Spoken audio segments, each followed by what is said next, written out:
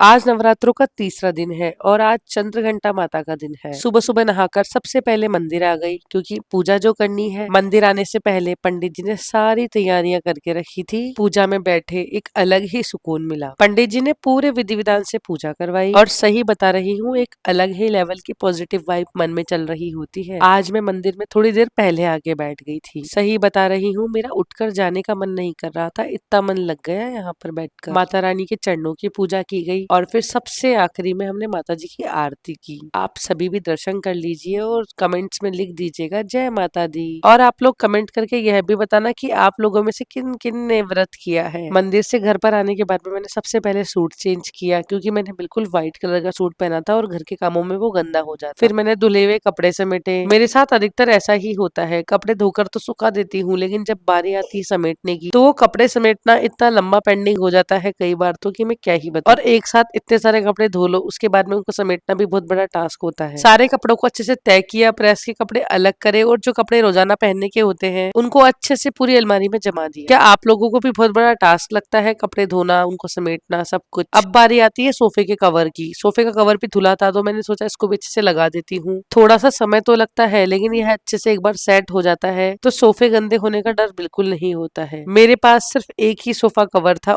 Brown वाला, लेकिन इस बार जब मैं मार्केट गई थी सफाइयों के बीच में, जब मैं ये पिंक कलर का सोफा कवर लेकर आई हूँ और यह व्हाइट और पिंक का जो कॉम्बिनेशन है वो बहुत प्यारा लग रहा है आंखों को। पूरे घर को अच्छे से अरेंज करके सारे घर में झाड़ू लगाई और पोछा लगाया। सुबह का खाना मम्मी जी ने बना दिया था, इसीलिए मैंने किचन की साफ सफाई करके बर्तन मांज दिए। और इसी तरीके से हम लोग मिल बांट कर घर में काम करते हैं। शाम को खाना बनाने से पहले एक बार किचन को अच्छे से साफ कर लेते तो बात ही कुछ और हो जाती है। और साफ सुथरे किचन में खाना बनाकर एक अलग ही सुकून मिलता है। शाम के समय यहाँ पर तो मैं घर के काम निपटाने में लगी थी और जयदेव यहाँ पर कलर कर रहा था। जब मैं इसके पास में आई तो ये मुझे सारी चीजें दिखा रहा था कि मैंने क्या क्या कलर किया है। और मैं तो सही समय पर फ्री हो गई दिवाली की सफाइयों से। घर एकदम पूरी तरह से व्यवस्थित हो गया है और बढ़िया भी लग रहा है। आज शाम को खाने में बनेगा दाल और चावल और हम सभी के लिए रोटी मेरी नंद ने बना दी थी और दाल में बना रही हूँ मैं पीली दाल। बहुत सारे कमेंट आ रहे थे कि आप लोग सिर्फ इतना सिंपल खाना ही खाते हो और कुछ लोग तो कह रहे थे इतना सारा खाना खा लोगे आप। जी डियर, बिल्कुल, शायद ये खाना आपके लिए बहुत सारा है, हमारे लिए नॉर्मल। और मुझे तो ये बताइए कि सिंपल खाने में क्या ही खराबी है। एक बार को तो चावल उबाल के बनाने वाली थी, चलिए कुछ अलग तरीके से चावल बनाते हैं। अमन जी को भी ऐसे ही चावल पसंद है। मैंने यहाँ पर 2 बड़े चम्मच घी लिए हैं। घी गर्म होने पर उसमें तेज पत्ता, लौंग,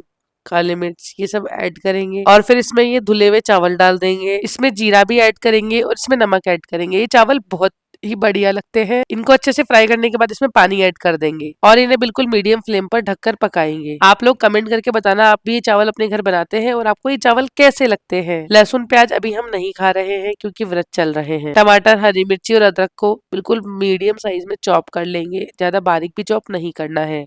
बेसिक मसाले इसमें ऐड करेंगे और सही बताऊं तो हरा धनिया अभी तक मैंने नहीं पीसा है क्योंकि जिस तरीके से मैं धनिया को कूट कर सब्जी में डाल रही हूँ उससे स्वाद अलग ही हो जाता है सब्जी का। आज भी मैंने कुछ ऐसा ही किया, जितना धनिया मुझे चाहिए था उतना मैंने इस कूटनी में कूट लिया और चॉप टमाटरों में डाल दिया। साथ में मैंने इसमें बढ़िया सी हींग डाली है। चलिए अब हम दाल को सेकते हैं, लेकिन उससे पहले कुकर को खोलकर चेक तो कर लें। दाल थोड़ी सी गाढ़ी हो गई थी लेकिन कोई बात नहीं, उसमें पानी मिलाकर उसको ठीक कर लेंगे। कढ़ाई में तेल गरम करेंगे। जब तक ये प्रोसेस चला तब तक चावल भी पककर तैयार हो गए थे। इसके बाद चॉप किए हुए टमाटर और उसमें मिलाए बेसिक मसाले इस तेल में डाल देंगे। इसकी ग्रेवी बढ़िया सी बनाकर तैयार करेंगे, इससे दाल बहुत ही स्वाद बनेगी। सबसे मेन चीज होती है मसालों की क्वांटिटी और इस तड़के से दाल का स्वाद दुगना भी होने वाला है। आप देख सकते हो दाल सच में बहुत गाढ़ी हो गई थी और मैंने उसमें बाद में पानी मिला दिया, लेकिन सही बता रही हूँ खाना आज बहुत ही बढ़िया बना है। दाल तो बनकर तैयार हो गई। अब बारी आती है थोड़े से बर्तन धोने की। मैंने थोड़े बहुत बर्तन तो मांज कर धो दिए थे और 1-2 बड़े बर्तन जैसे कि कुकर, बड़ी भगोनी ये सब छोड़ दिया था क्योंकि खाना खाने के बाद ही इसे अच्छे से मांज कर धो के रख दूंगी। अमन जी को भी खाना खाना था, इसीलिए मैंने सबसे पहले खाने की तैयारियां शुरू कर दी। बूंदी का रायता तो खाना ही है। चावल भी तैयार हो गए,